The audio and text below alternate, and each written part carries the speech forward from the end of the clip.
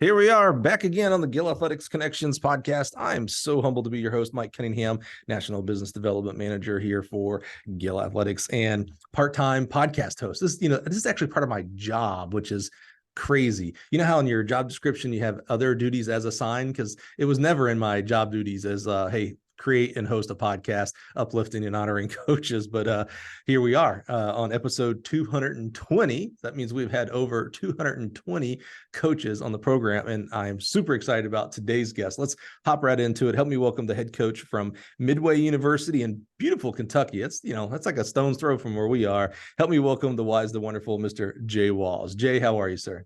Hey, I'm doing great, Mike. Thanks for having me. I really appreciate it. Absolutely. And you said you're just outside of Lexington. I've gone down to Lexington and Frankfort and some other places down there in Kentucky a lot, man. Beautiful, beautiful country out there. Oh, it is. I mean, we're pretty much in the thoroughbred, horse capital of the world. Matter of fact, our campus has about 180 acre working horse farm on it. So we have about 38 to 40 of our own horses right here on campus. Wow. Beautiful campus. I don't know why that would surprise me. I just expect every school in Kentucky, actually, like even down to like middle schools have their own stables in Kentucky. Yes, sir. It's beautiful around here. That's for sure. Now, what's Midway's mascot? Are you like, because I know Murray State's the racers, has the horse race. Are you any kind of horse racing affiliation or? No, we're just the Eagles. That's all we have. Makes sense. Lexington, Kentucky's the Wildcats. That's not a thing. Hey, my favorite joke for Kentucky. Are you ready for this? Yes, if it's a joke about Kentucky, I'm definitely ready. Well, it's reference. Everybody who's from Kentucky, don't get mad. This is not a joke about Kentucky. My favorite joke. I love this joke. I'm a dad now, so these are, this is right up my alley as far as dad jokes. How do you, Jay? You live in Kentucky. How do you pronounce the capital of Kentucky? Louisville or Louisville? Frankfort. Yeah, dang it, you got it. We actually live in Frankfurt. So. Oh, yeah. That was a good try. Good try. I realized I said the name of it too earlier, and I was like, I've already kind of tipped it off. I was like, oh man, but it'd have been even worse if you living in Kentucky didn't know it. So I'm bravo, good job. Yeah. But I'm from Louisville. Yeah, that's there you go. Louisville. Well, let's get into it, man. You say you're from Louisville. I love Louisville. We love going down there for vacations and stuff. That's great. Let's hop back into our Wayback Machine here, Jay, where, at some point, athletics, assuming you were an athlete, somewhere in your mind, it had to start switching for you that instead of coaching just being something that's done to you, Jay, go run this, go lift that, throw this, etc., to switch where it had to be like, well, wait a minute. Like I could actually be a coach. Like that could be a career for me. Where does coaching start for you? Well, for myself, it actually started in high school for me. When I was in middle school, I lived in Eastern Kentucky at that time, and we only had one track meet a year with the county track meet. So 7th and 8th grade, I did those 2 years. But my father was actually a runner. He ran 1 year at the University of Louisville before he ended up going into the military. But so he kind of had a background in it. But I would say, so when I got in high school, but I was one of those young kids that was like a sponge, and like I was a student of the sport. Like, so, and my high school coach was really great. Like every year he would, send out a, like regional preview meet. Like he had this packet that he would give, all incoming freshmen for their first year. And he did that every year. Wow. And so it was like you could go through and he had all the teams listed, their top returners. And so like I would just go through and just soak that up and just truly, truly enjoyed that. Wait, and so for football, they have, the scouting report. You're telling me your coach had that for track? Yes, sir. And this is back in 1992. Dude, I love that. We almost named the podcast the Gill Shout Out Podcast. Do you remember Coach's name? Who was this? This is amazing. Oh, it's James Jackson. He's still one of my best friends to this day. Is that right? James Jackson making scouting reports. Most people just know him by Coach. I'd say 85% of the people don't even know his first name. Sure. Everybody knows him by Coach. But yes, he finally retired. Last year was his first year not coaching. But even though there's like a 40-year age difference, he's still one of my best friends to this day. We get together and go out to eat, play cards and all that. He's a truly great man and was a huge influence in my life and a role model for me for sure. So he created these scouting reports, and you said you were a student of the sport. So you just soak these things up. Oh, you already know. Yes, sir, I did. And then just, my dad got Runner's World. So, I was always Mhm. constantly, flipping through that and checking on that. Cause, that's pretty much all we had back in the day. We didn't have all the internet access and everything online like we do now. So it was just, waiting for that day where it would come in the mail to, get it and open it up and just go right through it. But I've been like that with sports pretty much my whole life. It was the same way with the paper. Like as soon as the paper would come in, I was grabbing that sports section, just always going through reading everything that I could. I've always been a reader, and so I truly enjoy just trying to soak up as much knowledge as I can. It used to be about just all sports in general, but now it's just with so much time consuming. It's really just try to stick, to cross country and track. So as you were going through high school there with Coach Jackson, and again, I just love that he was doing a scouting report. It makes me like wonder, like, anybody else doing a scouting report? No one ever did a scouting report for me. That is so cool.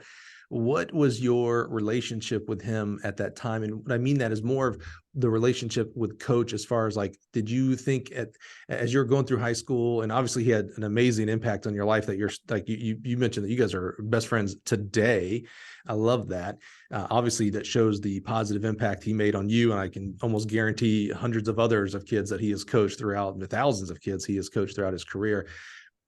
Did you look to him as like, oh yeah, I want to be this, I want to be coach, I want to be Coach Jackson one day? Or was it more of like, yep, this was a great time, we're together 2-3 hours a day, but I'm going to go become a fireman or a cop or businessman, whatever?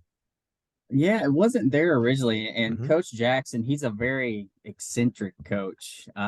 He's loud, he's brash, which, my background's distance. And so for a distance coach, that was kind of, unheard of. So he kind of would rub, some other coaches the wrong way. So and our program got pretty good pretty fast. And so there was just some issues with that too. And no, we actually used to always make fun of him. It's sad to say, and I hate saying it, but we used to always make fun of him. Just but the one thing you could tell is that he truly loved and cared about all of us, and he truly cared about the sports and progressing the sport in our school. And the one thing that he did is he advocated for us so much in our high school. I mean, we had a wall of fame in our high school, which, that's back then, I mean, he had our pictures for like, freshman of the year. Like he would put all that stuff and he had his own section of the wall. So he definitely advocated for us. And so that's kind of where I learned, how to advocate for my student athletes, Yeah. obviously today, but not at first. But I mean, obviously I was a student of the sport. And so I did just, I wanted to go to school and then, hopefully, run at the collegiate level and then become a high school teacher and a coach. That was the goal. Probably I can say from probably about junior year of high school, Yeah. is when I finally, clicked and said, okay, I think I would like to get into coaching, but it was definitely at the high school level originally is the only plan that I had at that When time. it clicked for you of like, okay, I'm going to go to school and we'll find out where you went to school and if you did get to run collegiate track and field. I never want to assume any of our coaches were college athletes, because that's still a very small fraternity that actually go on to compete college. That's still, like, to me, no matter where you go on to run college, like that's a big deal. Like not everybody's going on to do that. So I don't ever want to assume that, but we'll learn that here in a second. I'm curious, when it clicked for you sometime your junior year of like, okay, I'm going to go to school, hopefully run, but I'm going to become a teacher so I can become a high school teacher and high school coach. Did you observe things differently? Like when Coach Jackson would give the workout, instead of just like, okay, it's 5x800 meter time or whatever. Oh, okay. I wonder why he's assigning us 5x800. And we did this yesterday. So how does that, did you look at it differently at that point? That's still, you're 16, 17 years old. So you're excused to say no, that you didn't. But I'm just curious, when it finally clicked that, I do want to do this, did you look at the workout structure differently? See, I wouldn't, just being completely honest, I wouldn't say that at Yeah. that time. I just was like, I enjoy this sport so much. And I was like, I could see myself doing this for the rest of my life, being a teacher and being a coach. But no, I didn't really try to get into the exercise Mm-hmm. physiology or anything like Right. that or the whys at that time. Just being completely honest, I was just Yeah. like, hey, this is kind of cool. I would like to do this. Yeah. Yeah. And like once again, so young and naive, didn't have a clue how much really goes into it. Right. Yeah. I don't think most of us do, because I think the majority of us who are athletes that go on to coach, when we initially get into coaching, we fall back to how we were coached. Now, that doesn't mean we, Yep. I'm going to say, nitpicked it or analyzed it. And so the reason why we coach the way we were coaches because, I remember Coach Jackson giving me dot, and then, the next day was this, and blah, blah. It was just like, oh yeah, no, I remember Coach Jackson gave us 5x800. So first day of practice, guess what we're going to do? We're going to do 5x800, so I don't think most of us do even early. Now, we've had coaches here on the podcast that, grew up as coaches, kids, and were like, oh yeah, since third grade, I knew I was going to be a coach. And they were like, okay, dad told me to run. So I just went and ran. I didn't, question it or think about it or analyze it. So I think that's pretty common.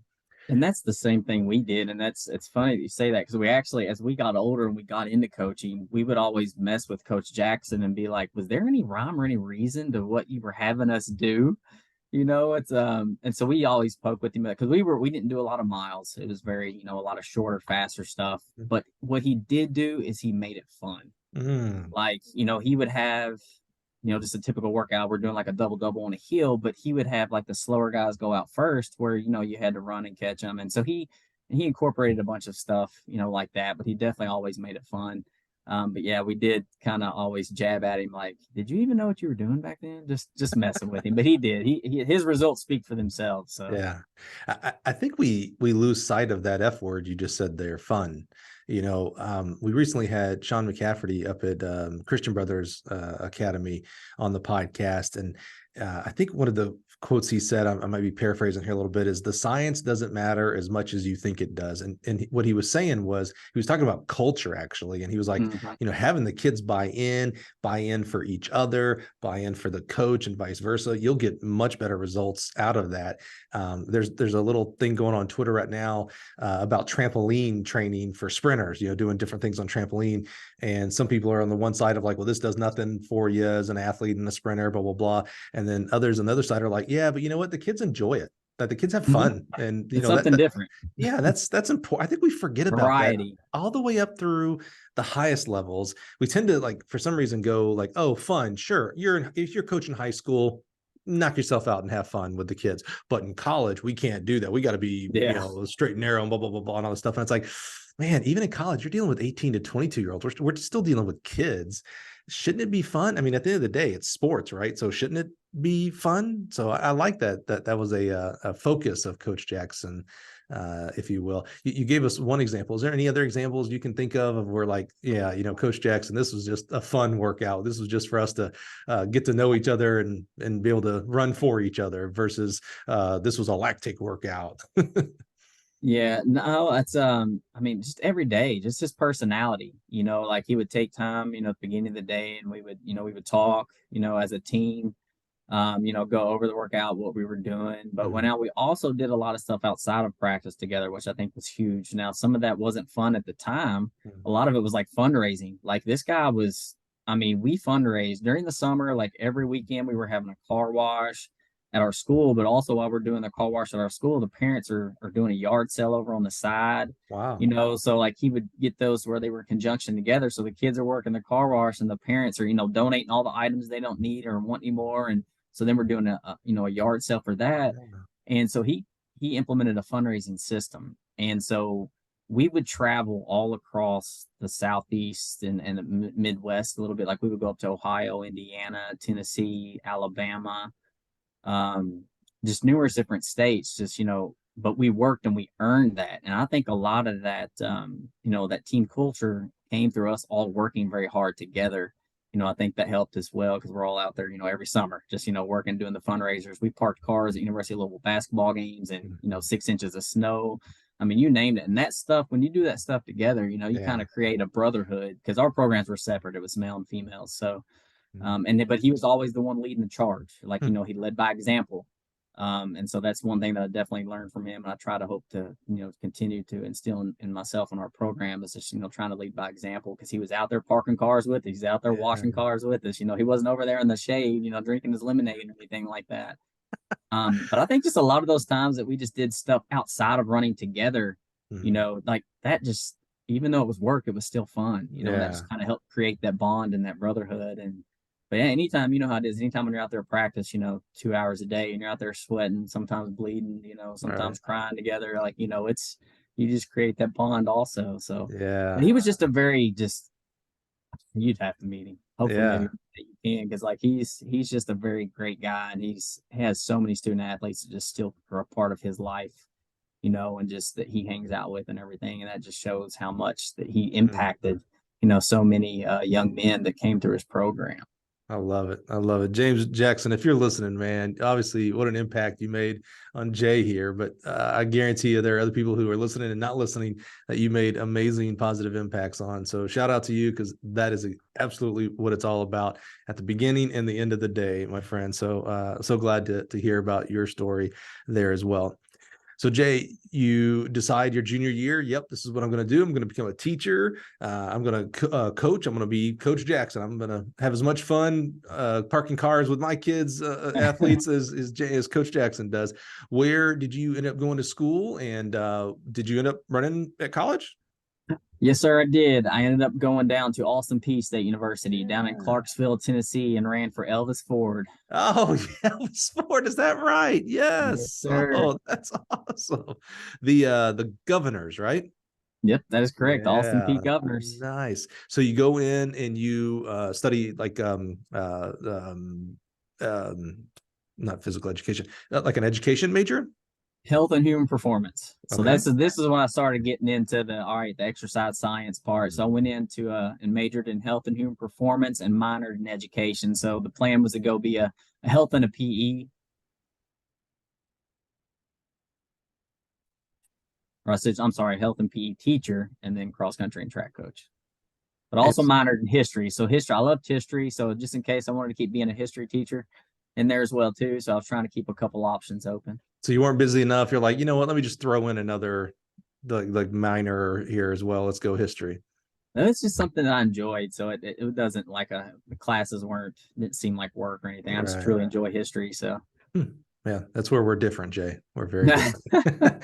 I didn't like history at all. And then I did take an American history class in college, and actually did really did enjoy that for some reason. But now my history comes from, I watched the musical Hamilton. That's how I now know of history.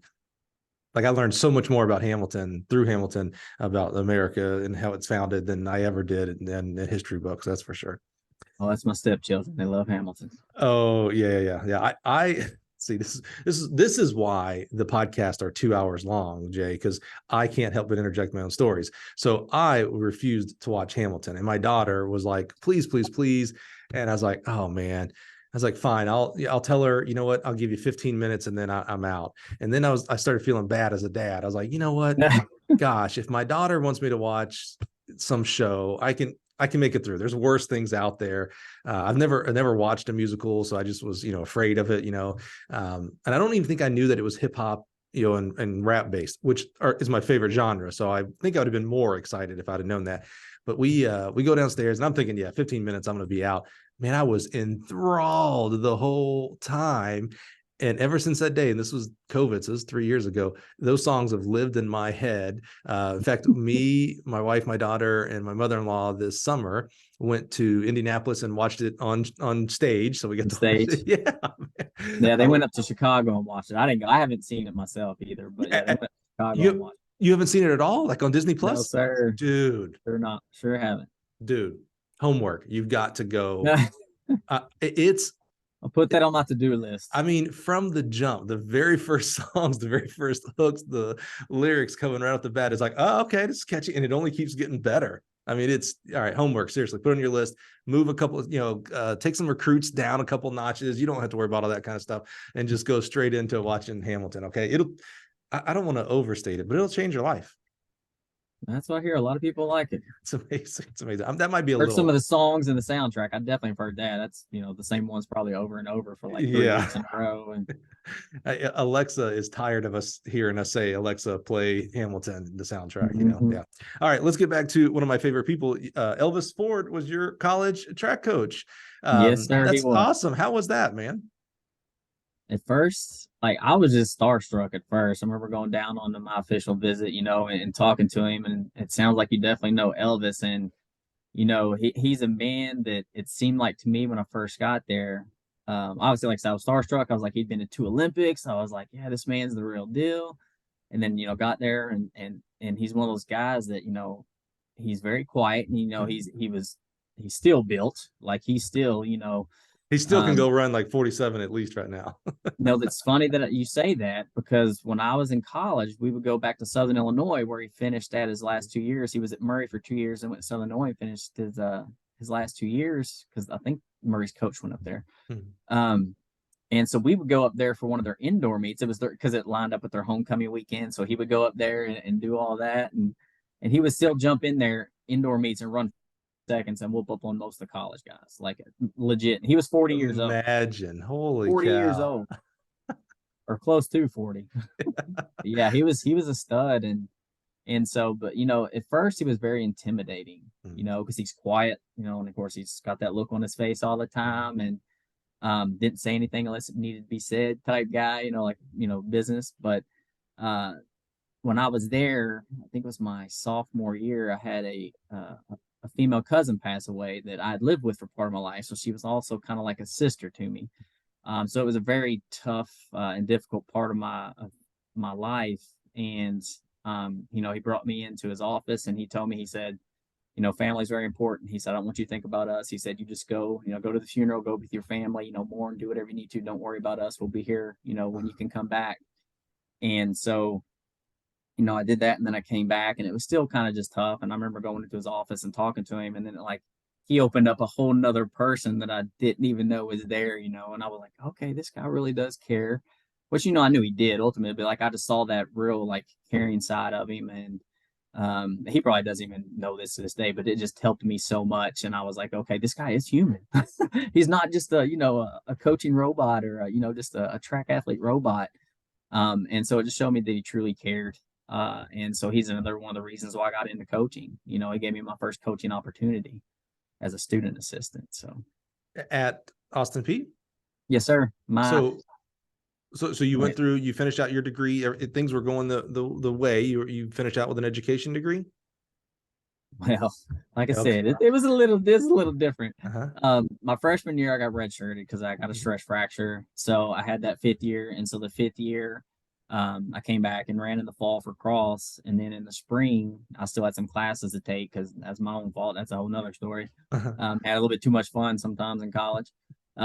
And so he's like, well, hey, he's like, I'll still pay for this, last semester. Just come on and be a student assistant and help me out, with the team in any capacity. And I was like, hey, heck yeah. I was like, this is what I want to get into. So I said, might as well. And I'll do anything that I can to help. And so I did. And we ended up winning the OVC Indoor Championships. And so after that, I was like, then you really get that, adrenaline rush and oh man. So this is nice. And so that kind of was like, all right, college coaching is really, really fun. And I could get used to this.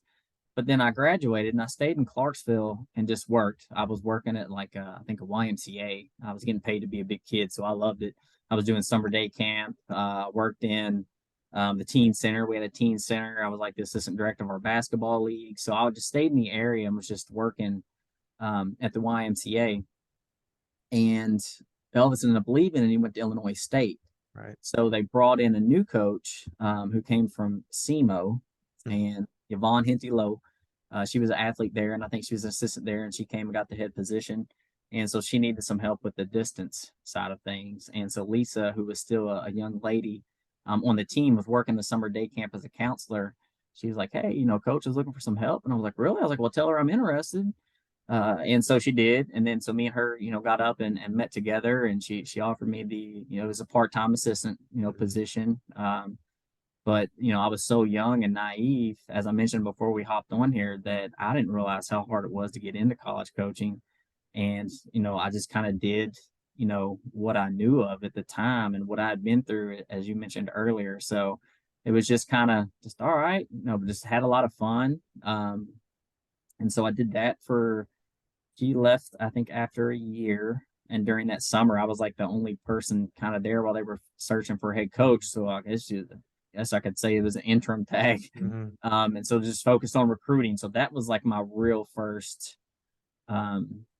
experience with recruiting, because she handled most of it beforehand. But when you're there for 3 months, somebody has to keep, the ship afloat. Right. And so I just did what I knew. So I just go down looking at results and then, reaching out, making contacts to school, trying to figure out, get phone numbers. And so then I just got on the phone and hopped on the phone and And that just like really was my first experience with recruiting. And I was like, recruiting's awesome. I was like, I like this because I'm an introvert, but when it comes to like one-on-one, I love getting to know people and develop those relationships. And, that's the thing that I love about recruiting because everybody's so different, and so, getting kind of like we're doing here, getting to know each other's story and their background. Because for me as a coach, that's so important to me, like I know, Connor the runner. I want to know more about Connor the person. What do you enjoy and things like that. So that way, you can figure out what makes, each individual tick and learn how to motivate them and all that. So, you said something there that I thought was interesting. I'm fascinated by introvertness versus extrovertness, right? And I struggled for a long time because I tend to act like an extrovert. Like I think people, if they were to say, hey, what would you put Mike Cunningham as, introvert or extrovert? I think they would go towards extrovert.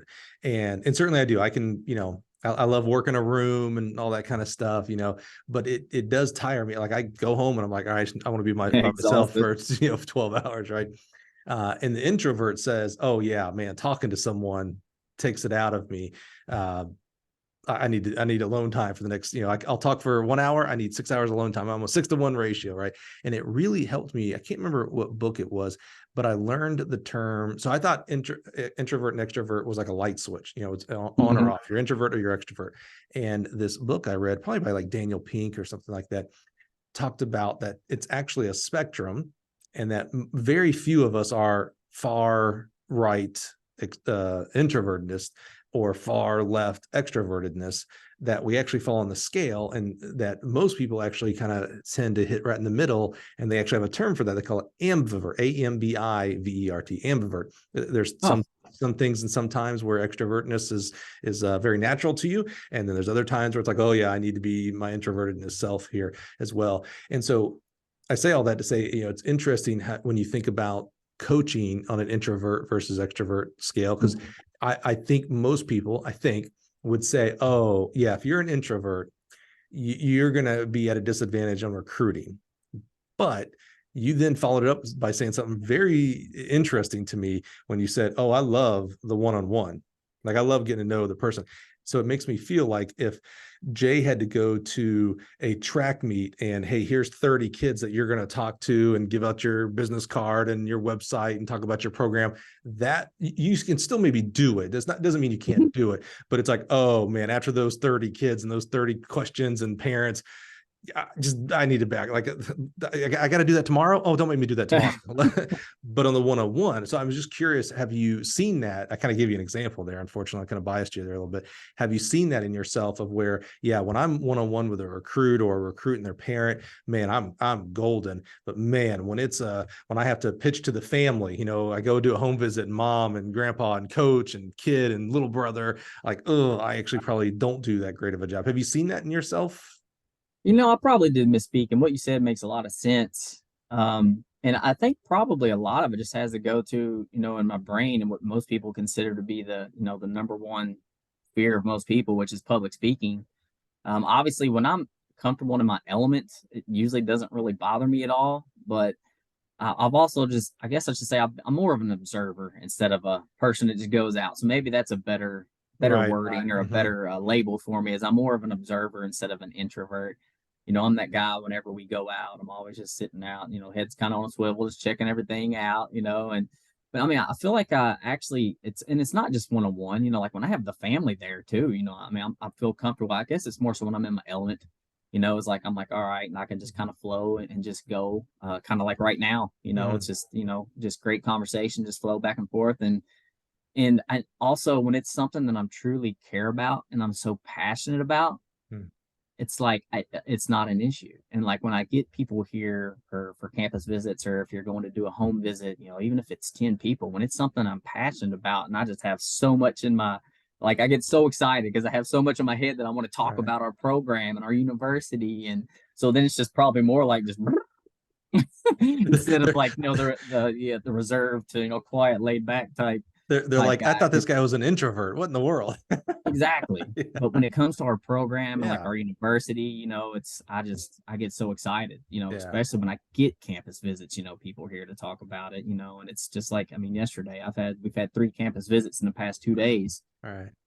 And like when I get, the families here, I just get so excited, and it's, because it's, it's a lot to give somebody when you're spending, 3 to 6 hours or however long it might be, Mm-hmm. with them. And that's the thing is, they're all different, but yesterday was a really good one, and it was probably about 6 or 7 hours.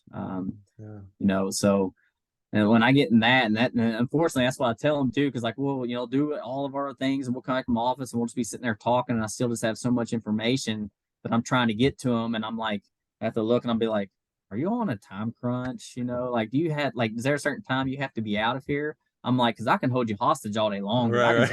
I can sit here and talk, cross country and track all day long. I can sit here and talk, Midway University all day long, and definitely do that. But as I said, a lot of that time is also I choose not to focus on that time because, like I said, I want to know more about them. Have you lived where you're coming from your whole life, and just have you bounced around, and because that's just so important to me as a coach, especially during that recruiting process.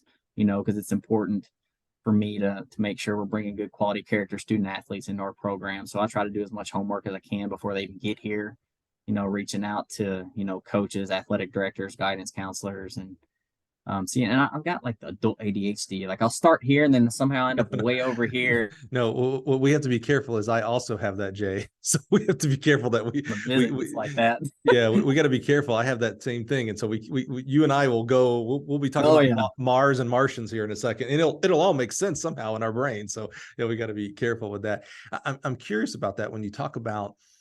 It's important to you to know the kid, not just I'm kind of paraphrasing, put my own words here, not just the times and the marks that they've done. I think sometimes we think that recruiting and sales, by the way, are just like you either are or you aren't. Like there's no teaching or anything like that. And I do not think that's true at all. I certainly thought that when I first got into recruiting as a college coach, and also when I first got into sales here at Gill. And, maybe it only took me 17 years here as a sales professional at Gill that I've learned like, oh, no, there's an actual skill to it because, and the better you can become at it, the better you're actually serving in the sales side. We're actually serving our coaches, our customers, if we become better salespeople.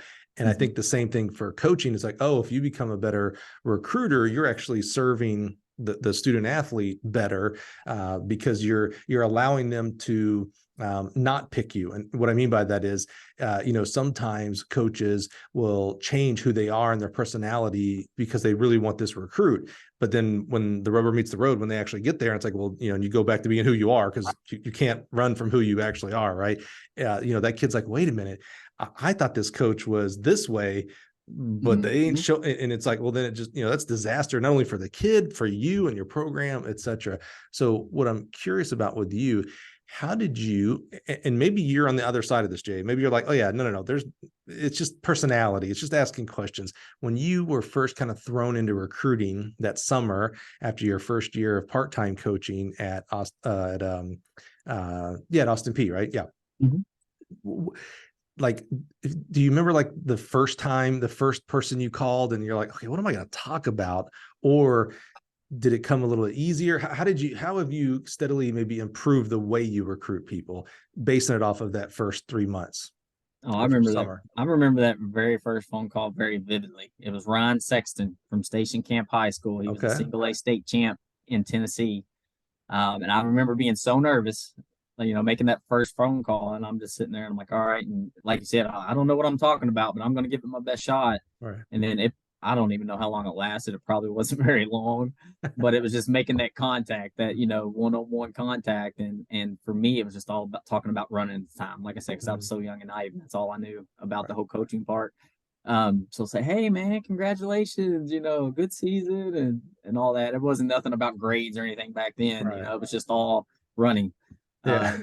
And so he ended up signing with us, but that's one of the reasons why I'll never forget that. Yeah, I was wondering. I was like, how did you like? Did you not sign him, and that's how you remember? Or like, how in the world did you remember? No, that? He signed. He signed, ended up being one of the the better runners that Austin P had during that era. And now he's back at Station Camp High School, and he's a teacher and a Oh, basketball wow. coach, and Yeah. he was coaching cross country and track also. Huh. But yeah, he's a great young man, Ryan Squeaky Sexton. Squeaky. Do you it's funny that you remember your very first one. I love that.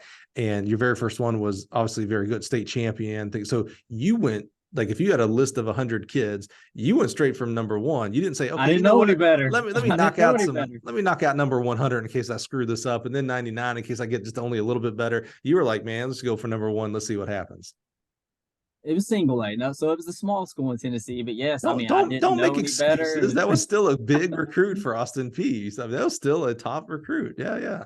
No, there was a lot that turned us down though too. Sure, But he was sure. the first one, and so it definitely just sticks, and that's why I'll Yeah. definitely never forget that. But sir, stay with me on the attitude here. That's a unique attitude. I should, maybe I don't want to say unique because all the attitudes are unique, but that's an interesting take on you, Jay. That again, I'm kind of imagining, back in the day when I coached, when I first started, we literally used to handwrite, here's our top 100, Oh and yes, the lists. the I still do list, that. yeah, I still do that. the list.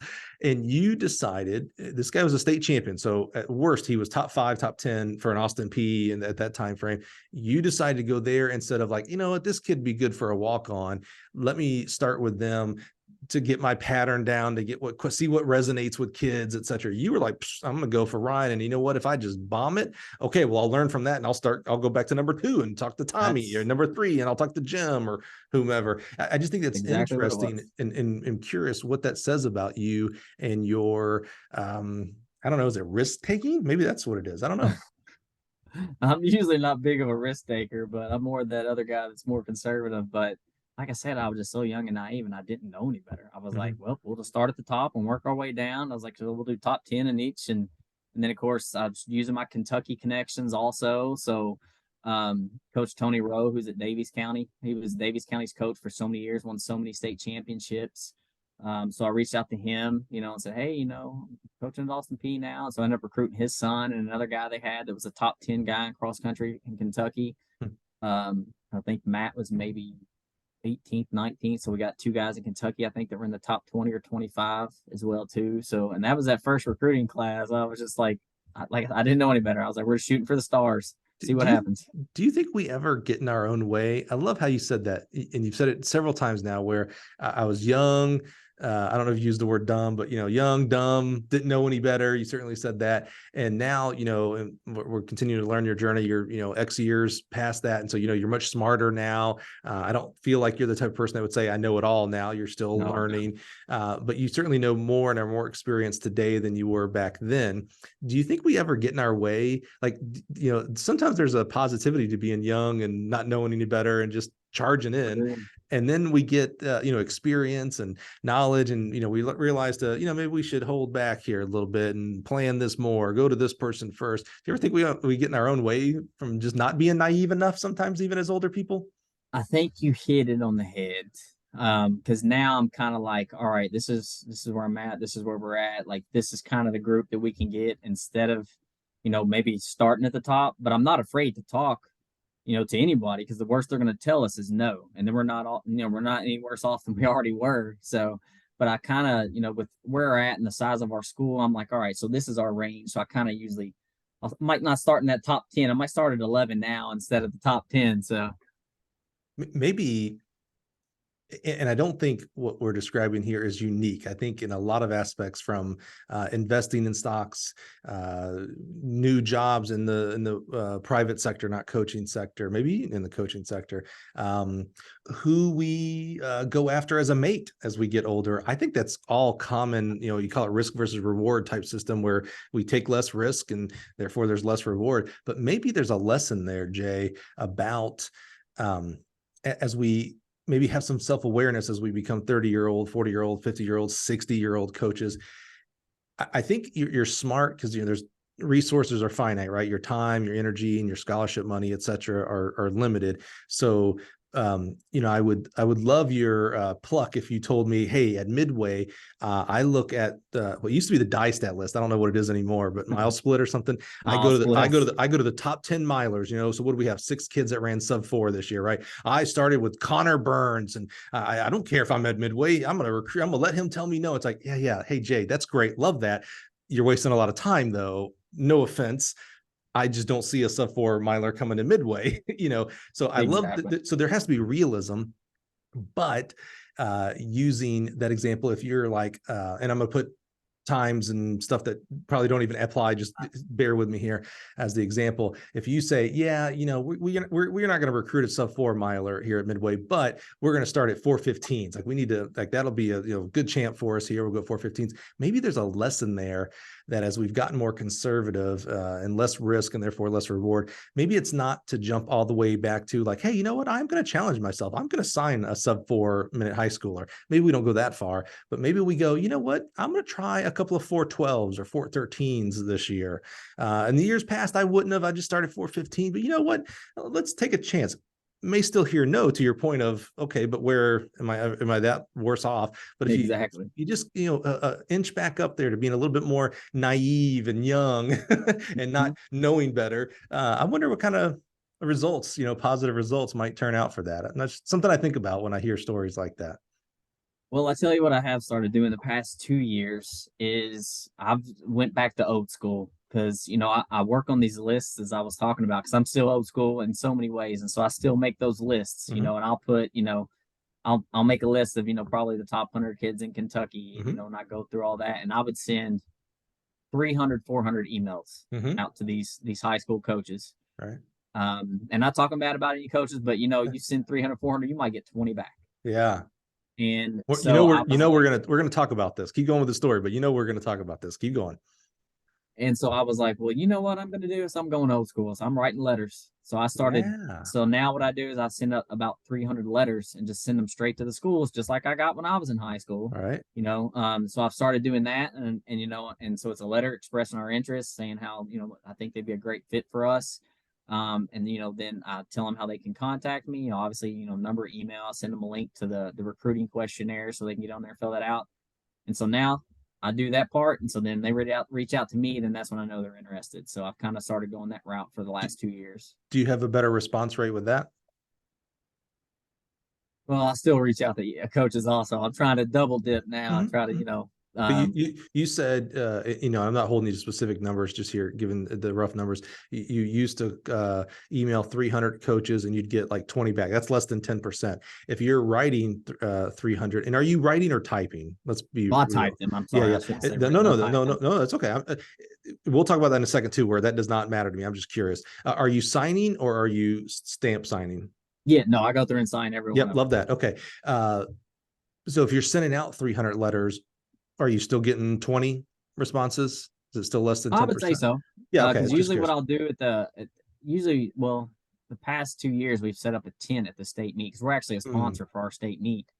And so I'll set up a tent, and so the kids will see the tent and they'll be like, "Oh, you sent me that letter, didn't you?" Because I do the juniors. I start the juniors. This is when I start November. I send them out to the juniors. So yeah. And they're like, and so yes, we signed, I think, 3 young ladies and 2 guys in this year's recruiting class from doing it the year before. Yeah. So I think we've signed 5, so for us, that's pretty good. Absolutely. So a lot of great things to unpack there, Jay. So one, love your, I don't even want to call it old school. It's just your hustle. I love that of like, hey, I'm going to email everybody. I'm going to write everybody, etc. I love that. We're going to put a pin in the less than 10% responses. Way less than 10%, right? You said 330. Sorry, I'm from Alabama. So I'm just throwing out numbers. No, I know. I'm just trying to think in my head. I'm from Alabama, so math is not really my strong suit here, right? Okay, so I love that, but we're going to put a pin in that response right here because what you're really saying, again, the numbers, you're right, Jay, don't matter. What you're really saying is little to no response is what you're saying. So I want to talk about that because we've talked about that with high school coaches as well. So I just like to kind of put everybody on blast about this, and we're going to do that again today here, Jay. The other thing that I love to unpack there, and the reason I don't know why I really asked if you wrote or typed. I think I was asking out of my own curiosity because I have done those as well. I've handwritten and I've typed and things like that. But what people will say, oh, I got a handwritten note. Wow, that was so special. I don't know that I've ever heard many people say, oh, wow, I got a text and that was special. Mm-hmm. What I don't, but I think they're the same thing. Like I don't fall in love with the medium, meaning I don't fall in love with I don't think a letter holds more weight to me than if Jay calls me or emails me or texts me or smoke signals me. Like the sentiment is that person reached out. Mm-hmm. So I don't fall in love with the medium, how it's actually done, whether it's handwritten, typed, braille, I don't care. To me, it's like, wow, that person took. It all basically takes the same amount of time. Even a handwritten letter versus a text takes about the same amount of time. Let's be real here, especially if you text like me with my thumbs, I got to rewrite it like 100 times. So don't fall in love with that. So I'm worried about that. Now let's talk about the real thing, because this is what is super interesting. This is a unique perspective that I, as the host of this podcast, gets. Is one day I'll be interviewing the head coach of Midway here, Jay Walls, and then tomorrow I'll be interviewing Sean McCafferty, the head track coach of Christian Brothers Academy High School, right? Mm-hmm. And I don't remember if Sean and I actually talked about this specifically, but I know here in a recent episode, we did get into it with a high school coach talking about college coaches. The college coach, big generalization here, will say the exact same thing that you just said about college coaches. So you said, and by the way, you are not saying something that has not been said many, many times in this podcast of, hey, I reach out to all these high school coaches and we're just going to keep using the number 10%, less than 10% reply back. I'll have a high school coach come on the show and say, man, I have reached out to college coaches about kids and less than 10% will actually respond. So what I think is really happening here, I don't point the finger at either or. I point all fingers at everybody. We are not responding back. Mm-hmm. High school coaches, I don't think we're doing a good enough job of responding back to inquiries from college coaches, and vice versa. I don't think college coaches are responding back appropriately to high school coaches and ad club and parents. And I think that's the number one excuse is, do you know how busy I am, Jay? I'm a high school coach of Louisville Manual. I'm teaching, I'm coaching, I have a family. I'm also the yearbook liaison, whatever they call them, right? And they say, I'm sorry, Jay, if I don't have anything for you, I don't have anything for you. I'm just not going to respond. The college coach will say, dude, I'm coaching college. I'm recruiting all the time. Oh, by the way, I have a family. I'm also on, the fundraising event for my city or whatever, those kind of things.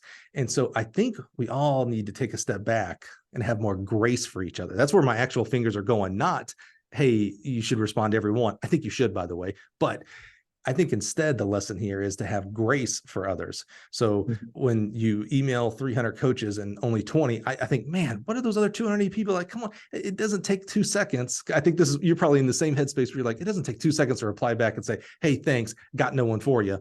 Good luck. It's like, oh, okay, well, I got something from the person, right?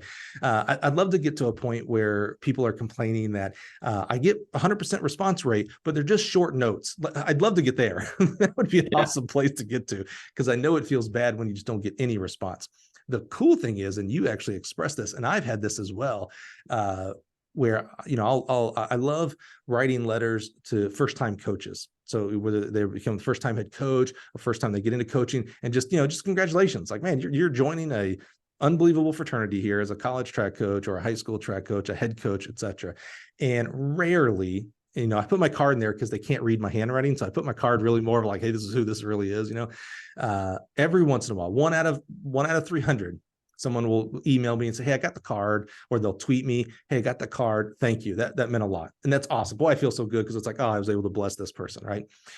But more often, 2, 3, 4, 5, 6 years down the line, I'll meet that person somewhere at a meet or a convention or on the podcast, and they'll say, yeah, I remember you. You actually sent me a letter 5 years ago, the first time I got my college coaching job.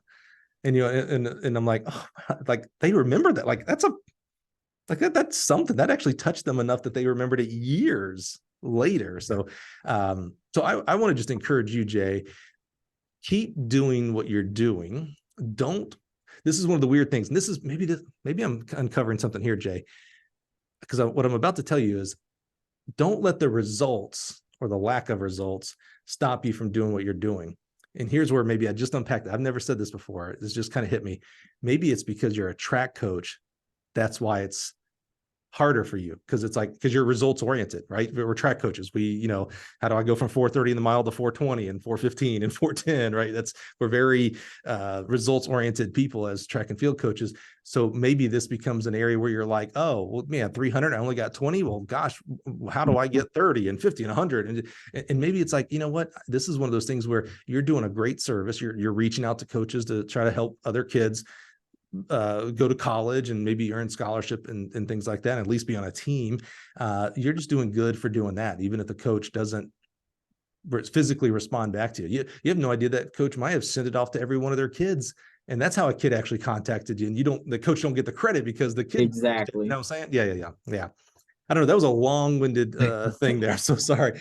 But I think there's a lot of value there. And I always want to make sure every high school coach that comes in here and says, yeah, college coaches don't respond. I have this exact same conversation and back and forth, because I think there just needs to be more grace for each other. And I think maybe we unpack something there of maybe you're letting your own idiosyncrasy of being a coach, results oriented, affecting something that I don't think is results oriented, especially when you're doing numbers like 300. That's a lot, right? I mean, that's really cool. Jay, like I said, numbers were just thrown out there. Yeah. No. Again, we're not talking about the specific numbers. It was the sentiment that, 300 and you got 30 back. Even if you gotten 50 back, it's like, oh gosh, that's still only, 15% or whatever. That's still not acceptable in my mind. If I call 100 of my family members and only 15 respond, I still feel sad. Like, man, only 15 of my people reached back out. You know what I'm saying? So, so we should have higher, but again, have more grace. And I'm not talking about you, Jay. I'm talking about in our embodiment here of our profession. Of coaching. No, I agree. I know everybody gets busy, and sometimes myself, I'll get an email, and if I don't flag it, to respond back to it, so it's on me also. It's trust me, I'm definitely not perfect. Yeah. So I've done the same thing, or maybe I'm at practice and somebody sends an email and you click it real quick, and then you look at it, and then once again, if I don't flag it, then I'm probably, it's on to the next. It's just, we get 30, 40, 50 emails a day sometimes. So. Yeah.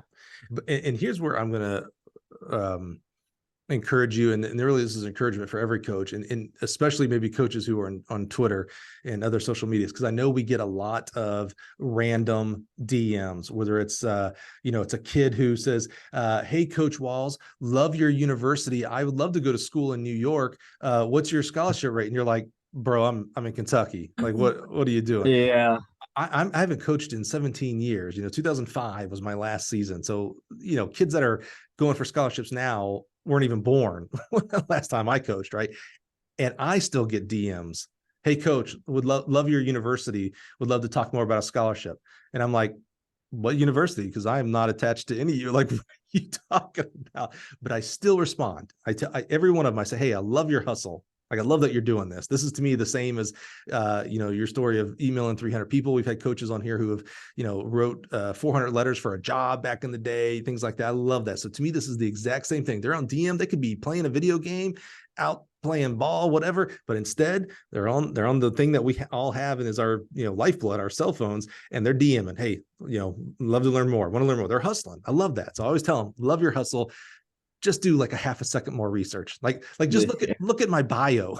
My bio literally says that I work for Gill Athletics. So and I guess maybe you think that's a school, Gill, like Midway Athletic, like Midway Athletics. But again, just do a little research, and I'd feel much better for me.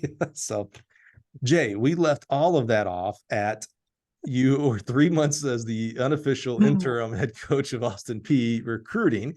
Did you get the head job? Did you apply for the head job? Did you get the head job, or who else came in? What happened after that 3 months of immersive recruiting? No, I did not apply for it, because like I said, I was like, whoa, I was like, that's too much. So they were in the search process, and they ended up hiring Doug Molnar. Do you know Doug? I know that name. He was there. No, I know Jeff. I'm getting a different name mixed up. I know the name. Tell me more. Oh, Doug, he worked at, UT Knoxville. He was there. I believe he was at Kent State. And before he came to Austin Peay, he was at, I think it's renamed now. I think it's UT Rio Grande Valley, but it was at UT Pan American. I believe is where he came to Yep. Austin P from. Mm-hmm. So he was another distance coach. And so he came in and he kept me on for that first semester. And then I believe I got in my own head. And so I was like, oh my gosh, he's a distance coach. He's not going to need me, even though he kept me on that first semester. And so then after that semester was over with, I don't know, I just kind of lost contact and I wasn't going in the office anymore. And I was just like, my days are numbered. And I think I just, manifested this in my own head. Yeah. And I was like, he's going to need a sprint coach. He doesn't need me. And so then I didn't go back, and I ended up just moving back home to Louisville and started coaching at the high school level. Tell me more. Jay, one of the things, there's two main reasons why we started this podcast. One was to uplift and honor your journey, which I love it. And hopefully listeners and you, Jay, are seeing that that's one of the goals that we're accomplishing here. The other goal was to bring value to other coaches. We have it's still so humbling, a very, very, very large listenership. So I'm always cognizant of, the vast majority are coaches, a small minority are athletes, and then we have some, just fans of track. So I'm always keen on how can we bring more value to our listeners, our coaches that are listening. I think, and I appreciate you being open and vulnerable by saying that. I think that might be something that we go through often that we don't talk about very much. Mm-hmm. You talked about, it may be circling all around lack of communication, because if you maybe had more talks with him, and maybe you did, I don't know, let's learn a little bit more here. But can you walk us through a little bit more about that time frame for you and that mindset that you were in, and how that the good thing is it all ended up with the good news. You're here today. It's all very, very good. But that doesn't seem like that would have been a very joyous time for you. No, and it, like I said, it was all my fault. No, because actually in that first semester, was amazing. I loved working with Doug. He's a great coach. Yeah. And like I said, we brought that recruiting class in, and training changed. So I got to see a whole nother type of training as well too, which was good for me and my growth as a coach. And so it was a great semester, and I loved it. And I was kind of also just battling my own demons as well too, so that's what I'm saying. It was all on me. Who knows what could have happened if, like you said, if I would have communicated more and just been straight up and been like, are you bringing me back in the spring for track? Yeah. And because he would have talked to me, so that's what I'm saying. It was all my own fault. Own fault. What do you think kept you from having that conversation?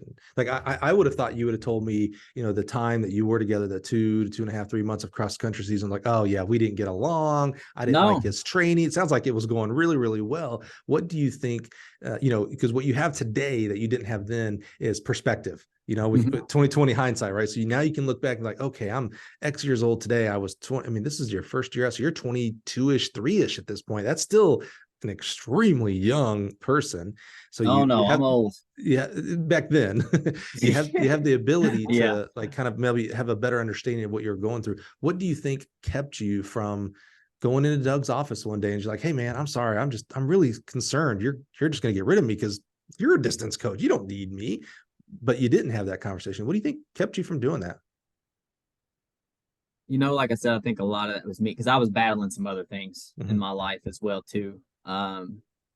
So I think for me, it was almost like I needed a geographical cure, so to say, so for me just to kind of, I needed to get back home, I guess if I could put it, like that, and then also that's all I'd known. I was like, Austin P, we've always had a sprint coach and a distance coach.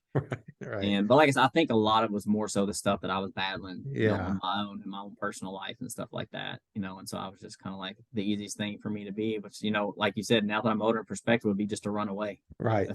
I'm being completely honest. I get it. For me to run away and just avoid, that conversation, and so I guess it was also just, if that was what was going to happen, I was like, I don't want to hear that, I don't want to. So just kind of running away more so, I would say, than anything. Yeah, it's that avoidance, right? Like no one likes to be told no or negative things or hurtful things. And by the way, a lot of us don't like to give that information either, right? So we avoid the conversation or we avoid the conflict. I think that's very normal. I'm not Mhm. I'm not sure in the big scheme of things that it's healthy, but it certainly Oh, is normal. As you're describing that, I'm in my head, I'm like, oh yeah, I remember I did that once. Oh yeah. Oh well, no, actually more than once. Did that here too. Yeah. So I get that. And I think it's, again, extremely even harder when we talk about that, first year, 2-3 years of coaching versus, having much more experience now. I think it's harder because we haven't had those experiences. mhm. Now you would maybe, if that kind of same Oh, scenario completely popped up, different. you'd be like, okay, I've been through this. It did not work out when I avoided it. Let me go, quote unquote, rip off the Band-Aid and either let this coach tell me that he's letting me go, or who knows, maybe it'll be good news and I'm being stayed on, who knows? Exactly. Yeah. Exactly. It could have been like that. And Yeah. and and it's so funny because that and I always look at everything happens for a reason, Mhm. and I've went through everything so I can pass my experiences on to my student athletes. Mhm. A thing that I say to them all the time is that I made the mistake so you don't have to. Mm. Or learn from the mistakes that I made. If you listen to me, I can help you. But yeah, so I always try to tell my student athletes, I made the mistake so you didn't have to, because I'm the first person to tell you I'm definitely not perfect, and I never claim to be perfect. And kind of going back to what you said earlier about, you were like, yeah, you don't seem the type to think that you know it all. And I even tell my student athletes, I said, the day that I think I know it all, it's time for me to retire, Yeah. because you can always learn, you can always grow, because it's not just the science, it's the kids, man. The kids are changing, everything's changing. So, you always got to continue to learn and grow in your craft. That's for sure. And if I ever thought that I knew it all, I'd just walk away. I I would love walk away. I love that statement. I made the mistake so you don't have to, right? So I made I walk so you don't have to crawl, that kind of Oh, perspective. And I yes. can't remember who it was, but it hit me. Like I wish it would hit me a little bit harder and I could remember which coach it was on the podcast here. But they talked about how we, as coaches, I think a lot of coaches would have that same. Let me take a step back there. I think a lot of adults, because I've said this with my kids, like, hey, I've made these mistakes. If you just follow the game plan that I'm trying to give you here, life will be much easier for you than it was for me, right? And this coach, and gosh, I wish I could remember exactly who it was. Their response was, yeah, but you are who you are because of the mistakes you made. So maybe these young people, they need to make their own mistakes to become the people they're supposed to become. And I was like, oh, smack, because we say it in love and good intentions, right? You're like, man, I don't want you to be hurt. I don't want you to go through pain. I don't want you to go through heartache. So if you'll just listen to me, and there's a lot of goodness to that. It's like, you just listen to me, you won't have those things. In the back of your head, that's not true because life has its ups and downs. So you Oh, maybe yeah. maybe you're really saying like, hey, if you'll just listen to me, you'll have less. Exactly. Yeah, exactly. Because and that's something else I always tell them. I say it's not a mistake unless you learn from it. Because Mm, everybody makes mistakes. Like I tell them, I say I'm not perfect. I still make mistakes to this day, and yet yeah, every day I make mistakes. right. And so I tell them, it's not a mistake unless we learn from it. And that's also what I talk about with them also, is that that's just life, man. Yeah, Like you said, you're gonna have ups, you're gonna have downs, and it's when you get knocked down, it's like, how are you gonna pick yourself back up? That's what's important. life If is somebody just messy. skirts through life and doesn't have any of that, then No one, I don't no know. one, Exactly. no one. Life is messy. Absolutely. The other aspect I like of that story here is we're about to move on and jump to Louisville, is, we look back at these forks in the road of these decisions we make and don't make, right? And a lot of times it's easy for us to look back now that we have this perspective and think about all the positives that could have been. If you think about like the multiverse with like Marvel, right? We think about, oh Mhm. man, if I would have, in this example here, Jay, if I would have talked to Doug, maybe he had kept me on, and maybe, gosh, maybe that would have led to a head coaching job here. And then maybe I'd be here, and maybe I'd be here, and, I'd be making $1 million and yada, yada. It's nice to think that way. And that's possible. That is maybe one multiverse string that could have gone that way. Unfortunately, the opposite could have happened as well. Like, oh man, Mhm. if I would have talked to Doug, oh yeah, he would have fired me on the spot. And you know what? Maybe that would have blackballed me from another coaching job, and now I would have been, back to being a teacher without coaching, and that I wouldn't be happy, and a lot of other bad spiraling things. So we can't always think of the good things we missed out. Sometimes we have to think and know, not just think. We have to know, oh man, I dodged the bullet. Like, holy cow, thank goodness I didn't do this decision instead of this one, because I could have been in a way worse situation than I am now, especially if you're in a good situation today. It's like, oh, well, all Exactly. that led to where I am today. And I'm very happy with where we're at today, So And it was part of my journey. It was part of my Exactly. growth. It helped me grow. I learned from it, so that's the important thing. If you would have talked to Doug, maybe you'd never be on the podcast. Exactly. Never can tell. Had to get my Big, own had to get my own affairs straight before I could do anything. So. Exactly. All right. So I love how you put it earlier. What did you say? You needed a location. You didn't say a location change. I can't remember what you said. Geographical cure. A geographical cure. I love that. I've never heard that before. I love that. As soon as you said it though, I literally in my head was like, oh yeah, I've had this experience. I know exactly what you're talking about here. So you cure yourself. I love this. To Louisville, you go back home. So what did we do there when we went back to Louisville? So I moved back to Louisville, and I actually started working at a specialty running shoe store called Swag Sports Shoes. The owner is Swag Hartel, Irwin Swag Hartel. He ran at Western Kentucky in the early 70s, back when Nick Rose was there. He's from England with Nick Rose too. He ended up being a professional runner. He was a great 800-meter guy. I think Swag got down to maybe 147-ish, and he ran in the British Olympic trials. Wow. And then opened up his own running shoe store in Louisville. So I started, working there, and then started coaching at the high school level. Started coaching at Seneca High School in Louisville, and I was there for about 2 years and worked with Swag. And I was still battling my own demons. I've never really even talked about it before, but I was battling alcohol is what it was. So that's the geographical cure. I was like, okay, maybe I can get away from it. So yes, I was haven't had an addiction to alcohol, and so still went through that for years and years, and then moved again and moved to Eastern Kentucky with my mother because my grandmother was sick. She had breast cancer, and so but once again it was just something in my head to get away because I'm like, oh, I'm falling back in that same trap, and I'm like, well, if I need another geographical cure, it's time to move. Maybe if I move somewhere else, it'll get better, but it doesn't. It follows you. Yeah. And so then lived there for a while, I'd saved up money and just stayed there and was helping take care of my grandmother. And then she passed away, and was working just like Walmart. I was just working at Walmart, and then also had worked at a hospital. I worked at Big Lots Furniture, but once again. Where is, when you're doing all this, and you're obviously going through during this time, things way more important than coaching track and field, but I am curious, where is coaching track and field in your, I'm gonna say your heart, like as you're going through this journey? And again, thank you so much for your openness and authenticity. I mean, when our guests are open like you are here today, Jay, your impact on the kids you coach is immense. I mean, it's tremendous. They're going on to become mothers, fathers, doctors, teachers, business owners. It's unbelievable the impact that you, Jay Walls, have on young people. When you're open and authentic like this, you're also now helping. I guarantee you there's someone fighting a lot of the similar demons that you fought then, and possibly, my understanding is that this isn't something that just goes away. So you're still always on the fight, right?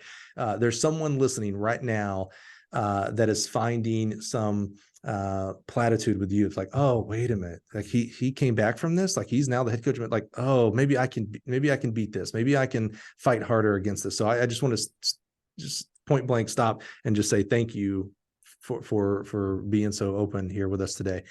As you're fighting this and, unbelievable tragedies, your grandmother passes away, you're in a different part of the country, you're not back home in Louisville, et cetera. Is coaching even, like if you were to list like the top 10 things you were thinking about and concerned about and dreams and things like that, is track coaching even a top 10, or is it out of your mind space at this point? Be honest, in that area where I was at, in the area where I was at personally, it was not even, it wasn't even, it was an afterthought, unfortunately. So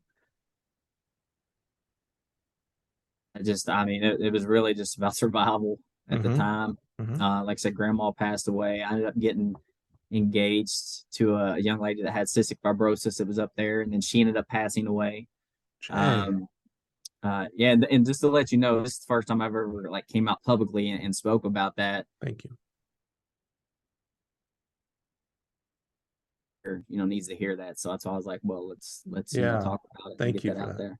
I'm not trying to sabotage the podcast with that. So. Well, what did I tell you before we hit record? Authenticity over perfection. And my friend, you are defining the definition of authenticity. And that is so important. I hope it is being a little bit helpful for you, but you are 1,000% helping lots and lots of people who are listening right now. Absolutely, Jay. So thank you for being, again, just thank you. I'm so humbled that you would trust me and trust us and our platform here to express this. Oh, yes, sir. Of course. So yeah, unfortunately it wasn't. Like I said, it was about survival. And then fiance passed away. And so, so I would go through dry spells and, being sober a little bit. And, and then after I was actually even put into a mental hospital, because when I was trying to quit drinking, I was, going through DTs, and I was seeing things and hearing things. So I got, I had to get put into a mental hospital. Right. And but then all that's gone. So then once again, I'm moving back. I'm going back to Louisville again. So I go back to Louisville, and I start working at Swags again. I start coaching at my old alma mater, Butler High School. Okay. I'm working there, coaching with my best friend, Brandon Lesher. Me and him both ran together in high school and graduated together, and both ran in college, and he's still one of my best friends to this day. Awesome. So we're working together. He brought me on, and he's like, "Hey, come on, man, be my assistant." So, and pretty much he was coaching the guys, and he let me kind of coach the ladies. So I did that for 2 years, and then he stepped away, and so then it was just kind of me again. But then those demons reared back up. They reared back up, and so I ended up stepping away from the team so I could, try to better myself and work on myself again. And just kind of took a couple years off. And while I was going through recovery, on myself out, life out, I lived in a recovery house for a year. Got a sponsor, worked at 12 steps, AA meetings, 5 days a week, just getting my life back on track, and was just working. And then moved out of the recovery house, got my own apartment, again. So that was like big, this is a year into sobriety for me. Right. And got my own apartment. So that was just kind of scary in its own. I'm like, I'm going to be by myself. I could, very easily just slip back down that avenue, but didn't stay there. And so then still working at Swags. And so while I was taking that time off, I was just reflecting also. I'm like, all right, what do I want to do with my life? And so I thought, well, let's try to give this college coaching a try again.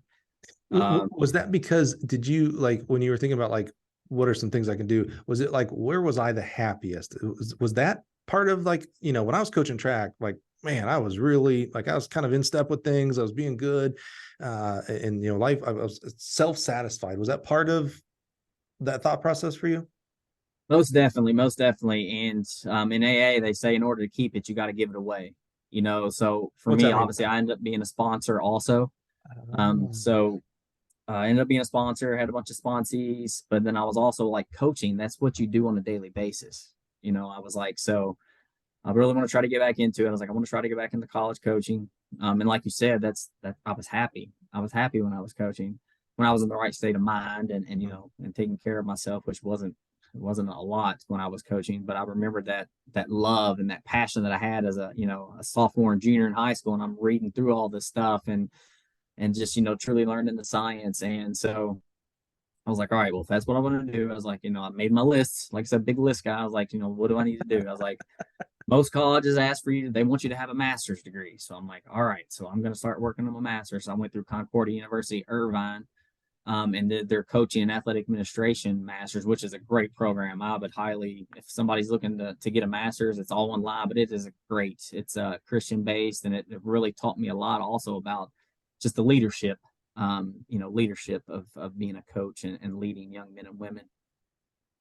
So did that. And then I was like, all right, well, it's, my volunteer assistant coaches. I was like, so I'll try to, put out some feelers for that, and reached out to a couple of coaches, and they were like, no. And I'm sitting here right in Louisville, right in University of Louisville's backyard, because I'm like, oh, they would never, take a shot on somebody like me with, hasn't coached in, a couple of years. And so I sent Joe Walker an email. Love Joe. Sent young Joe Walker an email. So I sent him an email. I was like, hey, just said, this is who I am, trying to get back into college coaching, and was not even expecting, an even response, kind of like we were talking about earlier, send it out, but what's the worst that's going to happen? They're not going to, respond. Wasn't probably 15, 20 minutes. He had already replied and was like, oh, hey, yeah. He's like, let's meet up for coffee.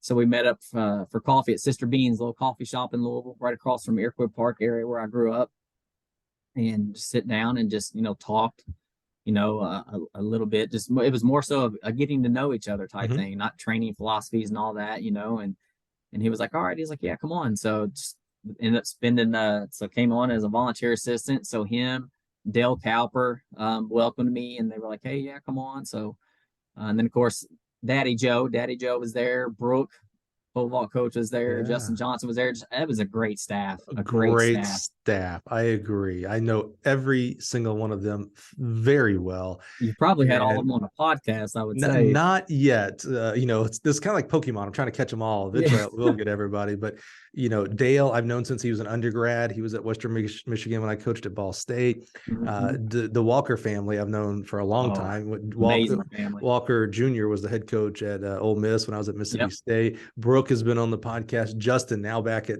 Cal State Northridge, is doing a standout job. You're right. It just kind of hit me when you were talking about the staff. I was like, man, that was top to bottom. That was just fantastic people. Yeah. It was, and you nailed it. They were just great people also. And don't let me forget Taryn Gibson, also Taryn Sheehan. She was the female coach there. Right, so I'm sorry. Taryn, didn't mean to forget you. She was there. So I just helped Walker with the men's distance during cross. And, I really didn't do a lot, but I learned a lot, that's for sure. And made some relationships and still keep in touch with a lot of those guys to this day. And, while I was there, we ended up winning the NCAA Southeast region, and qualified for nationals, and the guys finished, 7th at nationals. So just an amazing experience, just amazing experience, and definitely grateful to Coach Walker and Coach Cowper for allowing me to do that. But it was, this makes me think about something, Jay, that we talked about earlier. And I said, we talked about, maybe as we get older and get a little bit more conservative, that maybe we need to have like whether it's a kick in the pants or just some self-awareness, like maybe I just need to ratchet up just a percent or two. I love this. You initially told the story of like, I reached out to, several colleges about, coming on and volunteering, but I'm not going to message Louisville. They're not going to accept me, but you did it. There was a kick in the pants. There was some self-awareness of like, okay, well, what's it going to matter? Joe won't respond, but okay, I'll at least say I did it. Yes. And look what happened. Exactly. You nailed it earlier. People. I love Joe. I just had a great conversation with him down at Nationals. He's one of my favorite people in the whole world. And he's coached some of my favorite people in the whole world. He's a phenomenal person and coach. But I love that you took the 1% extra chance, and it's like, well, you know what? Why not? I don't know. Let's see what happens. And look what happened, man. That is so stinking cool. No, it was an amazing experience. I mean, like I said, just such great people, great coaches. It's definitely something obviously it's helped me get to where I am today, but it's just definitely an experience that I'll never ever forget. So it was truly amazing. Definitely grateful for that opportunity. I'm so proud you took the chance. I mean, honestly, there's a lot of people that won't take the chance. I'm not worthy. Why would they? I'm not good enough. I mean, and these are voices that are in our heads. And if you really are honest with yourself, it's every one of us at some point in time for some certain subject, whether it's the job that we're not, air quotes, good enough, the potential spouse of like, I can't talk to him or her. Come on, they're out of my league, right? That's, you hear that. So I'm really proud of you of just stepping out and really putting yourself out there for rejection. Not hearing a response is rejection. Sorry, everybody. But I think to have a more successful, fulfilling life, you've got to be okay with hearing rejection. Because you got to go through. Yeah. Oh, yeah. Well, you're definitely the living embodiment of that, my friend. Because that's where the acceptance comes from. You eventually will get to acceptance. But if you go through blah land of never even asking the question, well, golly, that seems like the world's worst place to be. Like, I don't mind hearing no. That's actually like, being in the sales world, yes is my favorite answer, right? Yeah. Hey, Jay, you going to buy this? Yes. Awesome. That's great. I love that. No is my second favorite answer, honestly. And I bet you, if we put this back in the recruiting world, you'll maybe agree with me. Obviously, yes is your favorite answer when you're recruiting. Yes, I'm going to come to Midway. Love it. Awesome. That's why I'm recruiting you. Hey, coach, I'm not coming to Midway. I'm going to go to some other school. Hey, that's awesome, man. Good luck to you. Thanks for not stringing me along, or hey, Exactly. thanks for not, you in your head, you told me no 6 weeks ago, but I've called you and I've done a home visit and I've sent you mail. And it's like, I could have been doing other things those 6 weeks. And they do it out of a stance of, so coaches, when they're not telling me yes or no, or recruits, when they're not telling you yes or no, they're doing it, I truly think, from a stance of like, oh, I don't want to hurt their feelings. Oh yeah, I don't want to to tell, I totally get it. no one wants to tell this face no. I get it. I get it. But trust me, I have so much more love and respect for you when you tell me no, when it's an actual no, so that we can all move on. We can go do other great things. And by the way, that doesn't mean we're not going to do business later on. And by the way, that doesn't mean that recruit's not going to come back to you one day, or that recruit's going to go tell a teammate and go, hey, man, yeah, I'm not going to Midway, but I really did like that guy. And his response when I told him no was like, he made me feel so good. And you get that kid or another kid. So, Oh yes, that's yeah. something else that I've learned in recruiting is I don't ever close a door. Never. If they decide they're going somewhere else, I say I hate to hear that. Yeah, cannot speak. I hate to hear that, but I wish you the best of luck. If you get there and you're not happy, or if your mind changes, please let me know. Simple as that. Especially in today's world. That was important in 1990 and 1950 as well. But let me tell you what, in 2023 and 2024, ooh, if you're shutting doors, I'm not sure how you can be successful. I'm not. I'm really not. I'm not sure how you can be as the highest level that you think you want to be if that's your posture. I really don't. Okay, so you're at Louisville with Joe the Third. Love it. Dale, awesome. Great people. You have a good year. You guys win the South Central, right? Cross country. Southeastern. Is that right? Mm-hmm. Yeah. Okay. Southeastern cross country. Where do we go from there? So then I'm like, all right. So now it's, I've got my life together. Everything's going well. So I'm like, all right, well, now it's all about progression. Just like I teach with my kids all the time. Like, I'm a big guy on progression. And so now I'm like, all right, what's the next step?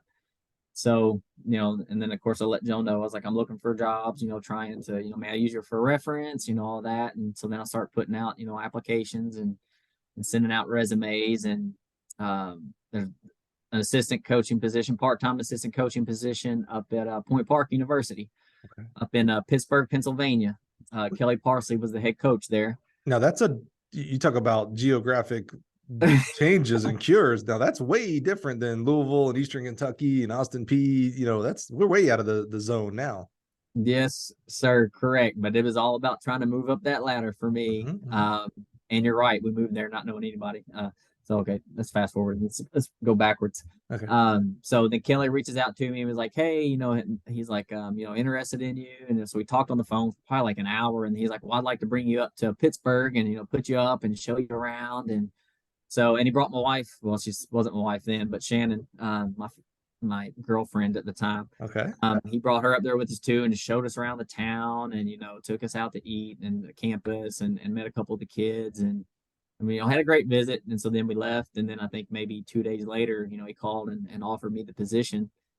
So, so I took it. And like I said, Shannon was my girlfriend at the time. It was only a year, but she was crazy enough to say, if you're going, I'm going. So I was like, all right. Wow, Shannon. Exactly, which I wasn't expecting. And so she did. But she at least knew what was going on. This wasn't like, you said, hey, Shannon, I know we've been dating for a year. I'm going to be gone for the weekend. I'll be back. And you go to Point Park and come back and be like, hey, I'm moving to, but like she went, like she went with, she was on the job interview with you. So it was like, all right, he's he's at least got a shot. So that means I need to consider if I'm moving or not, basically at that point. Exactly. But the difficult thing was that she has 4 kids. And so that's where it was. I was like, this isn't, and so she made a very difficult decision with us only dating for a year to leave her kids here because they're in a traditional school program in Louisville. And so she left and went with me and they stayed here with their father, who they had joint custody. So they were always, but they stayed here with their father and we went up there, 6 hours away. So it ended up being one of the toughest years of her life.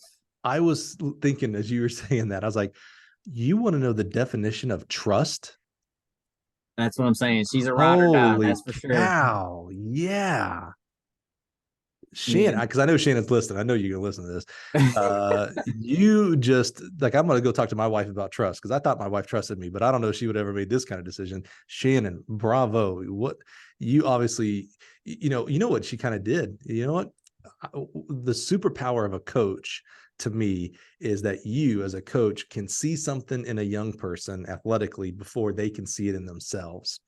mm-hmm. I think Shannon superpowered you. I think she was like, oh no, I see this in Jay. Jay's going to be a great partner for me and my children. And maybe at that point you didn't see because you were still just dating, you weren't engaged or whatever. I think she saw something in you before you could actually see it. And she was like, all right, well, part of that factor is going to be that I'm going to have to trust, and I'm going to have to move to friggin' Pittsburgh. It's cold up there, by the way, Yes, it to go was. up there. So bravo, Shannon. And man, Jay, you obviously are someone that can be trusted, my friend, because that is not an easy decision for a mom to make.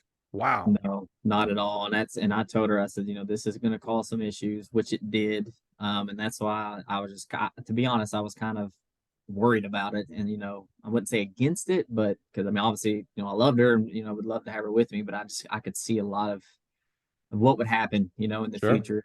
And of course it did. And so it was a very, tough, I said year earlier, but a tough almost 2 years. And so I stayed up there for, a year and a half. Great experience. Pittsburgh was amazing. Great food up there. Great food up there. Oh yeah.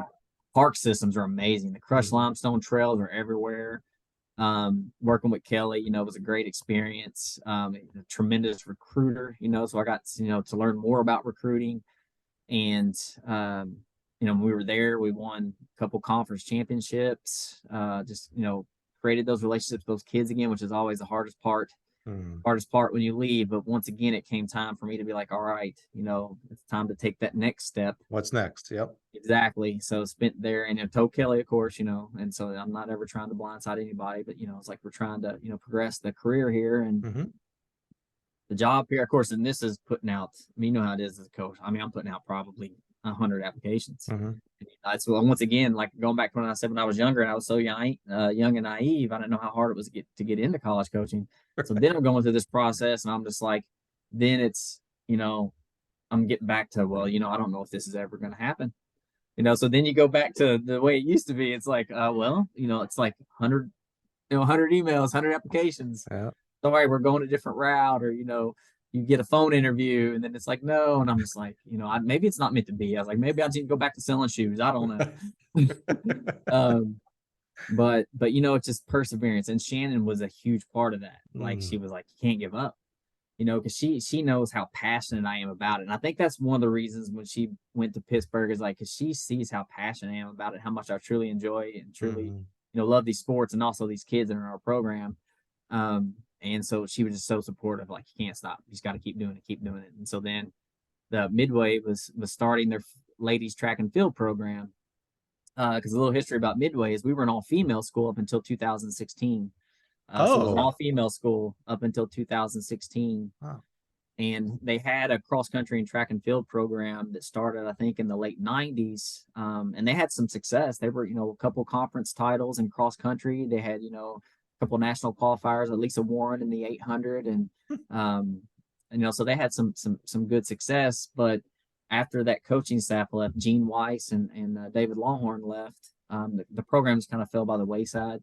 And to where I think 2013 might have been the last year that they actually even attended a conference. And I think they only had like 6 ladies that might have been from conference. So from like 2000 and like maybe 7 or so to like 2013, there just wasn't much of a program. But they decided that they wanted to, restart the program and, go 100% fully funded. And so they were trying to bring in a coach to start the programs. And so I applied for it and did the phone interview with Rusty and came down here and did the campus interview. And, the one thing about Point Park and up there in Pittsburgh is Point Park was literally in the middle of downtown Pittsburgh.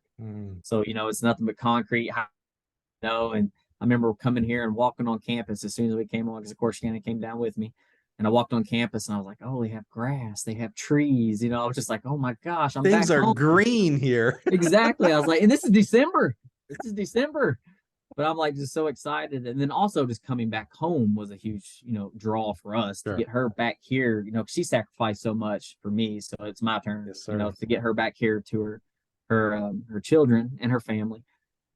So then did the interview process on here, and Rusty was like, listen, he's like, I'm not gonna lie to you. He's like, you're the only one we brought to campus. He's like, you're who we want. And so I was like, okay. And, of course, I had to play the little, not hard to get, but, like, all right, well, let me think on it, type thing. And which in my heart, I'm like, all right, let's go. Let's do it. I wanted to say yes right there. You're like, let me think about it as I'm designing my business card. Exactly.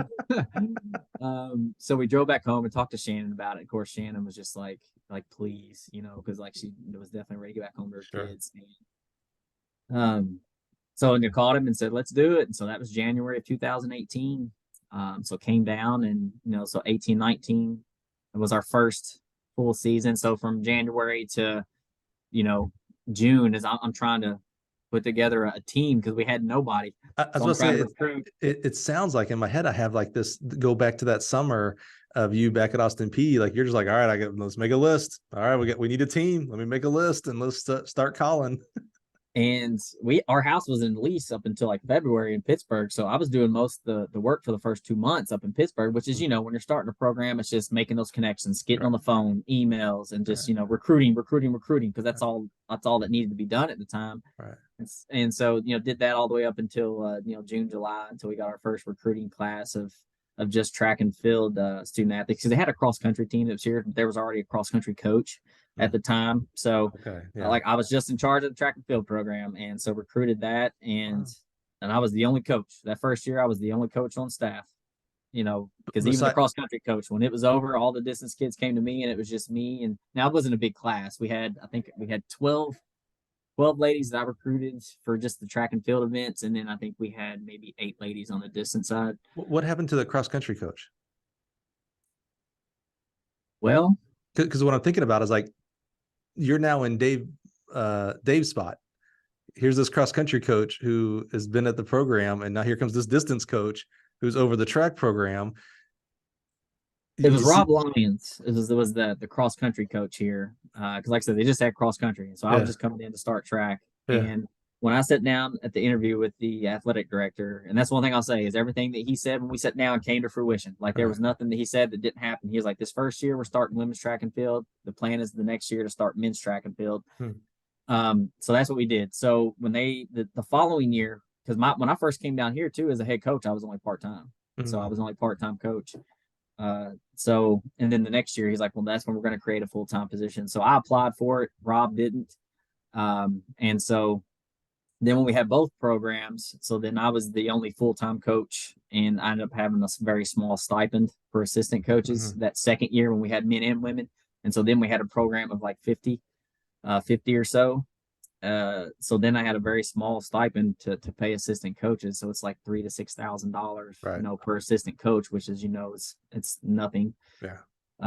And so, the coaches that we hired and brought in, I was like, listen, the only thing I ask of you is just practice, just come to practice, work with the kids and come to meets, So for the first 5 years, I did all the, the recruiting and just all the obviously administration duties and all that. And so, because this is my 5th year, and finally this December, we hired another full-time coach, a track coach. So I'm stepping aside from the head track and field coach just to be head cross country and assistant track and field coach. And he's coming in as the head track and field coach. And you might know him also. He's a throws coach. Dwayne Morris. Of course. Yeah. So that's who we hired. So he's the track and field coach here now. So he's taking over the reins, and it has been such a pleasure and just a welcome addition. Just with recruiting alone, as it's just such a. And I'm not complaining because I love it and I enjoy it. But, that's obviously the lifeblood of your program. And when you have just one person just trying to recruit every event, and so he's been a huge help, great addition. He's, brought in some people already. And so super excited just to, 2 people, here. And, we still have our assistant coaches, the stipend that we have for that. And so that's just the first step. And now we've broke ground on building a track on campus, so we're excited about that as well too. So going back to that, go ahead. No, it's okay. Put a pin in that, because that's how I like to wrap things up. It's like, what's got you excited? And I know a new facility and Dwayne and everything has definitely got you excited. And I do know Dwayne, great guy. you said something though there I don't want to just gloss over, because I think it has to say something about you in a positive manner.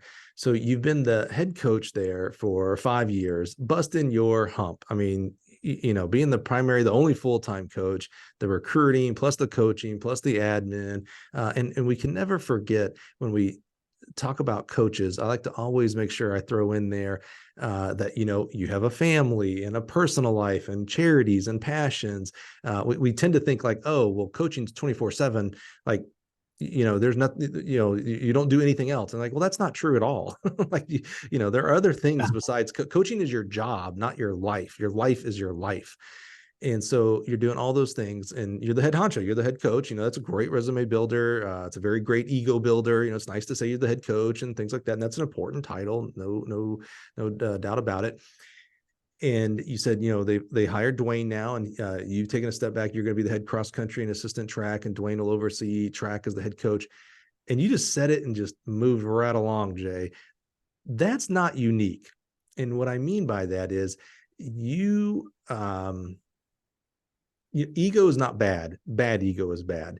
And not only do we get very wrapped up in the title of coach, we certainly get wrapped up sometimes in the title of head coach. I'm the head honcho. The buck stops with me. It all comes through me, blah, blah, blah, blah, blah. And you're now giving up some of that power, if you will, air quotes there under power, to Dwayne. And it sounds like it's going well. And I hope it is. And I think it is. And that's where I think it says a lot about you. I don't know how many people could just do that. Like, it's like, oh yeah, no, you can hire Dwayne as an assistant. Like, I'm still going to be the head coach though, right? Like, Dwayne will report to me, and together we'll attack this. But instead, and I don't know why the decision. Maybe you can share why the decision was to split it up that way. But it seems like you were like, yeah, this might be what's best for the program. So, okay, I'll fall in line. This is what's right, then this is what's right, and I'll do it. Well, ultimately, Rusty, who was the athletic director at the time, pretty much left it up to me. And so my philosophy was like, two heads are obviously better than one, so to say, I guess figuratively. But so because I could have very well just say, I'll just be the director and we'll hire him as, assistant coach. But I didn't want that. I wanted to get another full-time head track and field coach in here, somebody because that's the only thing that has bugged me since I've been here, is that being the head, cross country coach, and then also the head track and field coach, and then your coaches are only part-time, so they have full-time jobs. And so like when in the fall, when I'm with the cross country team, our assistant coaches they came in and they worked out we started in September with the kids, but I still felt like they weren't getting maybe exactly what they needed, and I hate even having to say that. Right. But I feel like they might have been getting the the slide into the stick. Well, you were doing. We can't forget this part in this specific example, but in a lot of other examples, you were doing the best you can. It ain't like you were holding back resources. You're like, what? I know I got a full-time position, but instead I'm just going to hire a couple of volunteer 3,000 part-time coaches. So we can't. You can't have that. I know you wanted better for the kids and for the program, but we can't have that as a stopping block of like, oh, I felt bad. You were doing the best you could. We all have our things. I mean, from Midway to Oregon, even Oregon, believe it or not, has issues. They have their own things that they have to overcome. So there's no feeling bad there. You were doing a great job and doing the very best you could with the resources that you had at hand. So I just want to point that out, because I think definitely. Well, our assistant coaches were doing an amazing job too. Like I said, because they were working around full-time jobs as well. So I can't commend them enough, especially for what we were paying them. They stepped in and did a great job. But I think it's just having somebody here that's going to be here full time. Also, like, Absolutely. when I'm with the cross country team, if we're at practice at, 3:00, but I have, a sprinter that needs, they need somebody to talk to, or they need, like at least now Dwayne can be here, so they'll have somebody to go to, because we travel off campus a lot, because I'm a big soft surface guy. So we're going to all these beautiful parks we have close to us to train. So, and like now, at least there will always be somebody here. So that's just, ecstatic, to be honest. Well, kudos to program. you, and even bigger kudos that it was your decision, that you could have gone a different route with it. Because again, I don't know. I think if we as coaches were to really look inside and we have that decision in front of us, how many would say, you know what, I think what's best for the program is to give that person the head track job. Let me focus on the cross country and distance, and let's move together as one, versus like, no, I'm the head coach, like everybody can fall in behind me type of thing. I'm not sure how many of us would have made that decision, even to the detriment of our program. So I just, that's why I didn't want to just you said it and moved right on. I was like, hold on, man, this ain't normal. Let's talk about this. So I just think it says a lot about you and your care and love for the program, and obviously for the athletes that make up that program. We got a great group of young men and women here, that's for sure, and assistant coaches, and then now Dwayne. So definitely blessed, that's for sure. Well, as we wrap up here, we're hitting close to our time, Jay. It's my favorite question because you get to brag a little bit, and you've been doing a great job of it, and I love that. As you look towards 2024 season, obviously you have 23 cross country as well, and the next 1, 3, 5 years, what's got you excited there at the Midway Eagles? I'll tell you what, I'm just excited about, all the new faces we've got coming in, starting off. It's always, like I said, having Dwayne here has helped. So now we got 2 people battling this recruiting thing. So, so now we're hopefully going to be up to, around 60 or over 65, somewhere around there as far as our student athletes. And we're a little small school with an enrollment of like 700 kids, so we're a very small school, 750. No way. So almost 10% of on campus is running track cross country there at Midway. Yes, sir. That's awesome. Love it. But then also, as I mentioned earlier, we're out there building a new track right now. So that is in the process. And that's going back to that interview with Rusty, the phone interview. Obviously, I had my own questions for him. And one of my questions I had was, are there any plans to build a track on campus, in the near future? Before I could even finish the sentence, he was like, no. So, 5 years later, here we are, building a track on campus. And I definitely think it's a testament to the kids that we have in our program, because we have kids that are very active, on campus, and our community, and our board of directors sees that, and they notice that, and that just the few successes that we have had, as a program, it's definitely, it's been noticed, and and I think that they're like, hey, let's they're doing this, and they're doing this with these limited resources. So let's see, if we do this, let's see what else can happen. So yeah, it's an exciting year. Just, I mean, not only for Midway Athletics, but our university, we're growing, and I'm sitting right now, my office is in a field house, which is maybe 2 years old. So we've got we've had an athletic field house and added an additional 20,000 extra, square feet of athletic space, a second auxiliary gym, a new weight room, a bunch of coaches' offices, meeting room, laundry facility. So, it's a lot has changed from when I first got here. You'll get a kick out of this, Mike.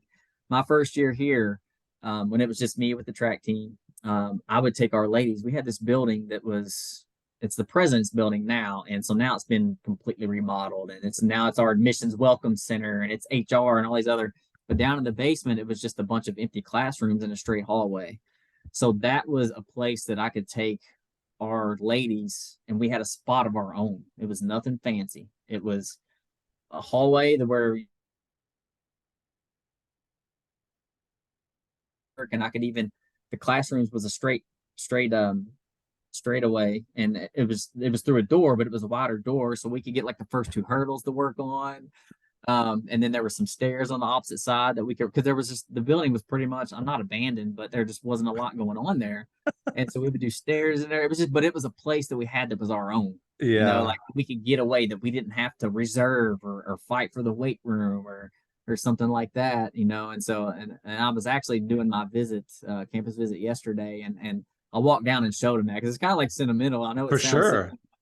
but now it's like HR and business offices are all down there. And I was like, yeah, I was like, just a fun fact for you. I was like, this is where we used to practice my first year, So it's just, then just looking back and just seeing how far, and the program, and just not the program, but the school and the universities came. It's amazing. We're growing.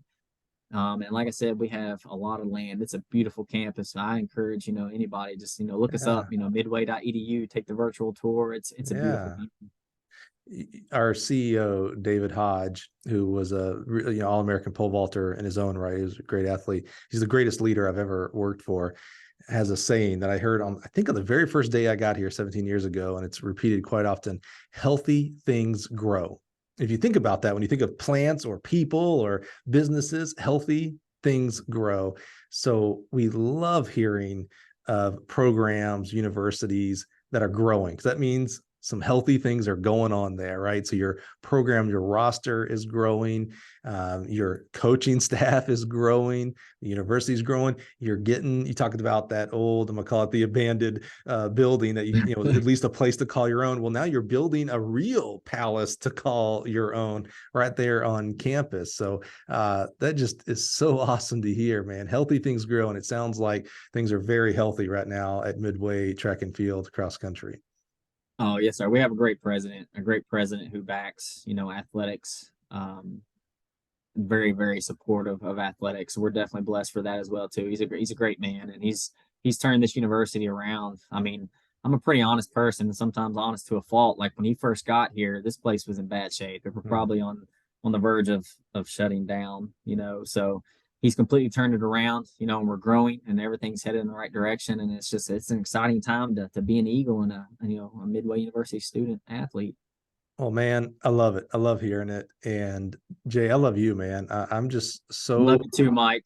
so proud of you. I mean, to fight and continue to fight today with the things that you fight personally, and then also the things you fight for professionally.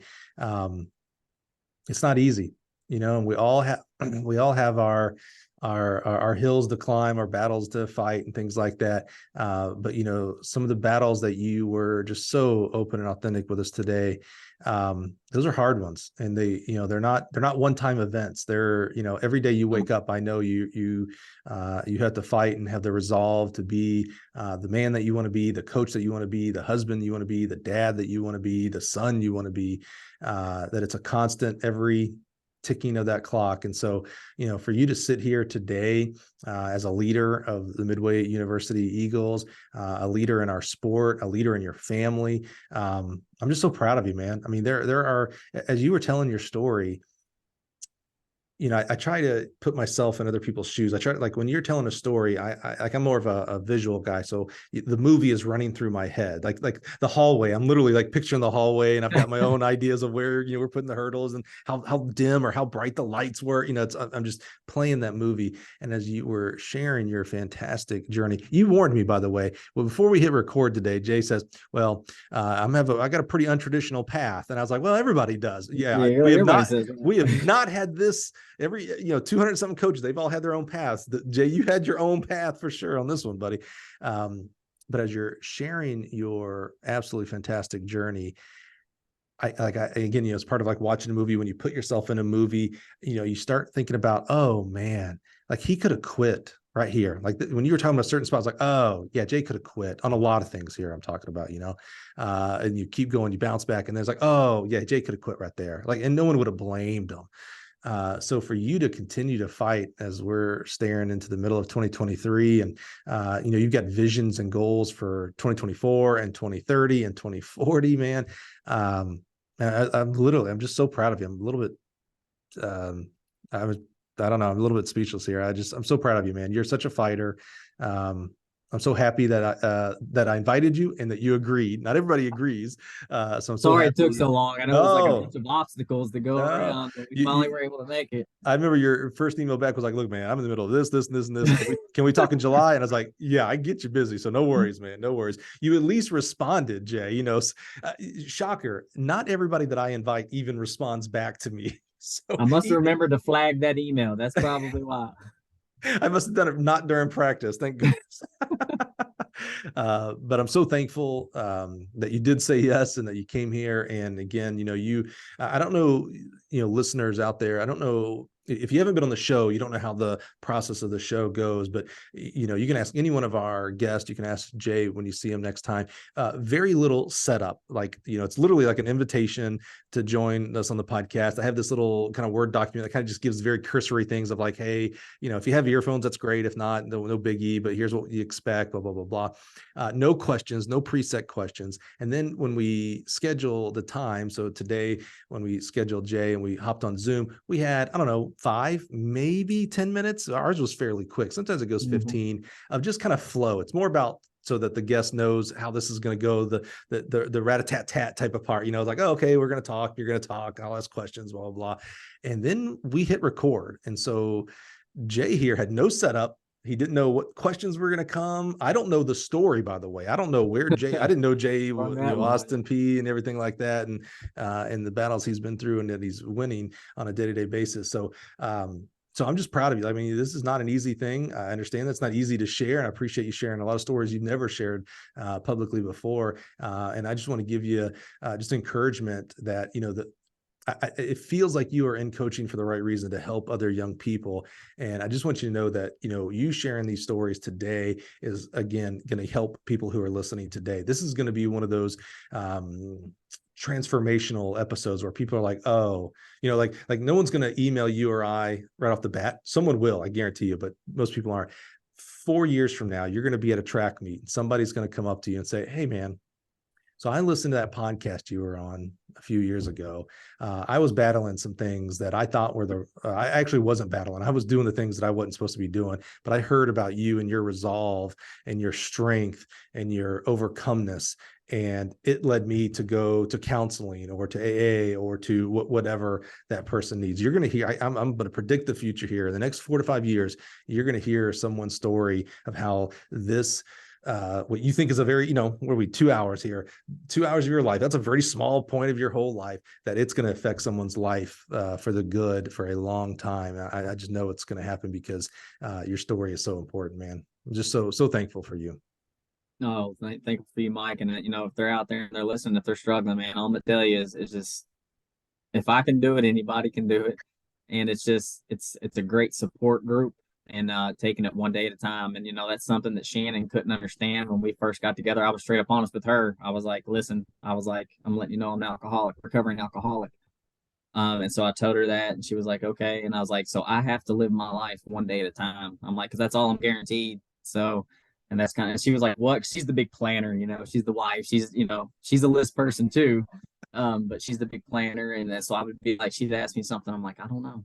She's like, what do you mean you don't know? I'm like, I'm gonna have to get to that when I get there. I was like, right now I have these other priorities that, I got to make sure, because if I don't take care of these priorities, then you're not going to see me. I'm not going to be here. So, and she was, she understood that. And like I said, that's, she's the ride or die. She's definitely a big part of that support group. But man, it's if you need help, it's out there, and I'm here. So if anybody needs anything, if you hear this, please just don't hesitate to reach out to me. And that's that's how I'm here. Somebody did that for me, and like I said, by taking it one day at a time, August 31st, I'm blessed to see 10 years sober. So, oh man, dude, Shannon, you're a rock star. Jay, you're a rock star. I want to speak on that and then wrap it up here. Jay said, to get it, you have to give it. I might be paraphrasing there, but so you heard Jay. If he's the person that you need to talk to start getting things straight, if it's a counselor, don't, pride, again, pride is not bad. Bad pride is bad. So if pride is stopped you from seeking a counselor, seeking someone to talk to, calling that person that maybe you needed to reconcile with, even though those are demons that we fight as well. I'm just going to encourage you. I mean, look at Jay. Jay's killing it right now, right? Jay was not killing it a while back, but he continues. He's going on 10 years. Come on, brother. That's amazing, Jay. That 10 years, that 10 years started one day. And so I just want to encourage you, if you are fighting addictions of all kinds out there, it starts with the one day. So what's a better day to start? Well, yesterday was the best day to start. So today is the second best day. So let's go get it started today. And we're out. I'm just going to stop the podcast right there because I don't know how else to end it right there. Jay, thank you so much, man. Appreciate you. Mike, thanks for having me. I appreciate it. Have a great day. Thank you.